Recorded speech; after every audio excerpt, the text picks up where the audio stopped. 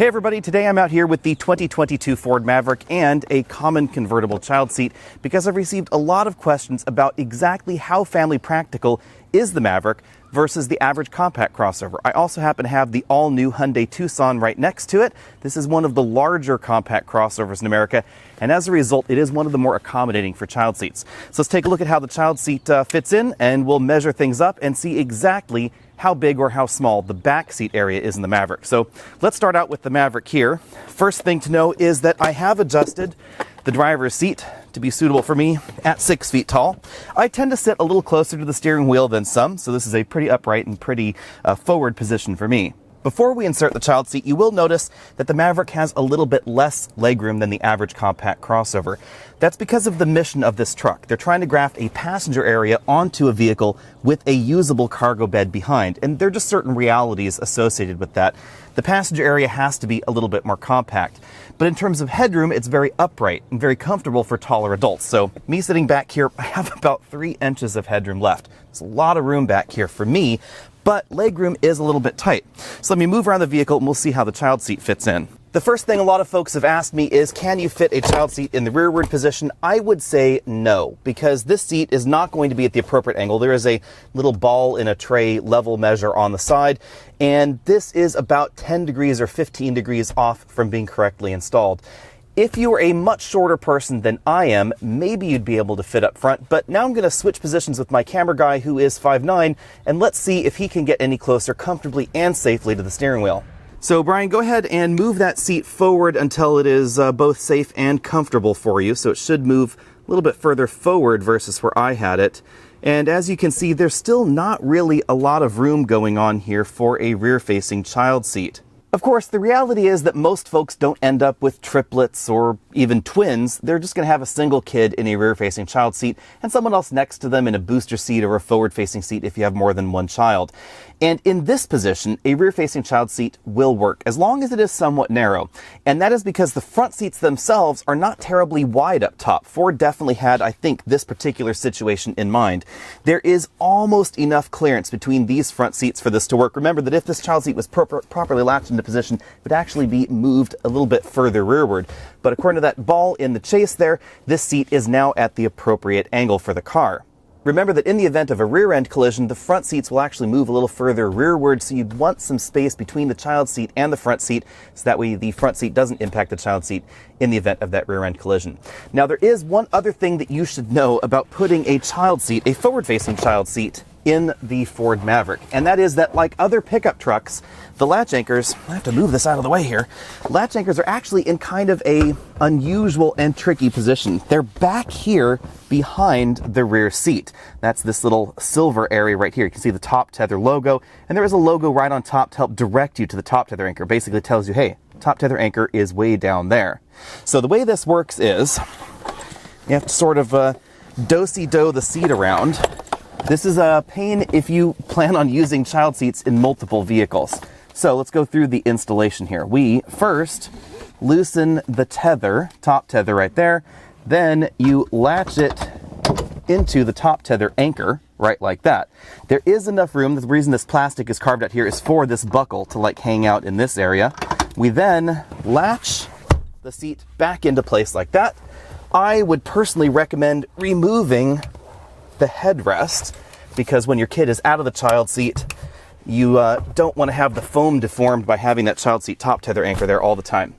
Now the seat is in this position, so you can sort of cinch up on this. It's a real pain actually, because that buckle with the button is now behind the front seats, and it just doesn't want to agree with us today. Let's see. Okay, now if you are going to latch anchor the seat into place, you would pull out the latch anchors. I have them tied behind the seat right there, and then you would latch them into position. However, Ford does not allow the latch anchors in the outboard position to be used for this seat, even though dimensionally it would appear that they would fit. They're only latch anchors for the outboard seating positions. So obviously we can't do that. We have to use the shoulder belt here. Let's pull that out. Shoulder belt wrapped around the seat bottom. Okay. Then in this particular seat, we have to unfold the little foot at the bottom. So the foot is now unfolded. Then we have to cinch up the seat belt here. So with all these ratchet seat belts, you pull all the way out and then you let it ratchet back in and it will stay into place. Now, good rule of thumb is always to basically put your knee in the seat or sit in the seat so you can really get it back there. You don't want much motion as you're tightening this seat up. You don't want your kid to go flying forward. And in this position, I would honestly say that if you want to continue limiting the motion of the seat, if you just have one seat in place, I personally don't find anything wrong with still using the latch anchors, even though, again, technically you're not supposed to. They could get in the way of these seat belt buckles, but it would help really hold the seat in position. But again, now I have to try and tighten that top tether anchor. And there's something about this seat back that's just binding it in place. You have to kind of pull it forward a little bit. Then you can really pull on it more. We're getting close now. And that's about as tight as the top tether anchor will go. Unfortunately, it's not as tight as in some small crossovers because you just can't get a good purchase on it. And of course, to reverse this process, it's a bit of a pain. You have to unlatch the seat, dance around in here while you're trying to grab that latch. And that's just not easy.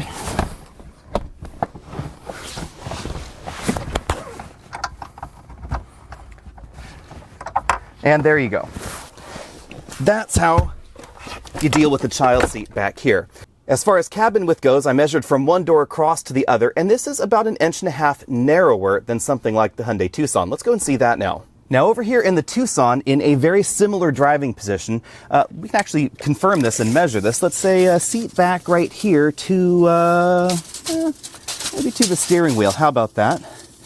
Seat back to the steering wheel, that's 26 inches right there. I'm just going to quickly pop over to the Maverick and let's see how that measures up. And 25 7/8. So basically the same seating position, one vehicle to there. Just making sure that that is correct. Now, if we go back over to the Tucson, you'll notice how much more room we have between the driver's seat and this child seat. As with the Ford, this child seat is not anchored into position, as you can see, which means it would move about 1 inch or 1.5 inches further rearward once it was properly in place.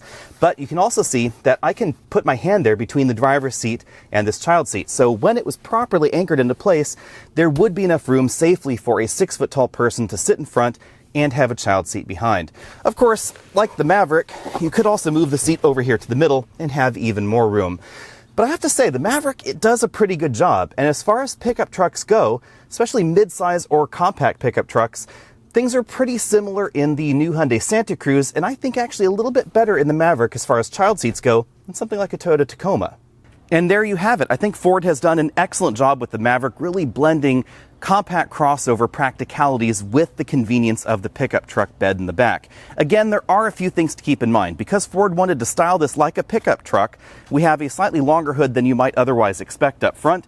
We have this very upright body back here, which is a little bit smaller than the average compact crossover, but close enough that I think it really will substitute. And then we have a 4.5-foot bed behind. Size-wise, remember that the Maverick is about the size of a 3-row crossover, and that's all because of this bed right back here. So if I measure the upper opening of the bed, it's 54 inches right there. And if I go back to the Hyundai Tucson, you'll notice that the Hyundai Tucson's cargo area is a reasonable amount smaller. Back here from the top of the seat back, so the fairest position to compare to the Ford right there, all the way back here to the cargo opening, it's only about 29 inches. So that's where all the extra length in the Maverick goes to. And that's also, again, why I think it is just one of the most practical new vehicles for 2022. Let me know what you think about that down there in the comment section below. And of course, check out my full review on the Ford Maverick coming up next week. I'll see all of you later.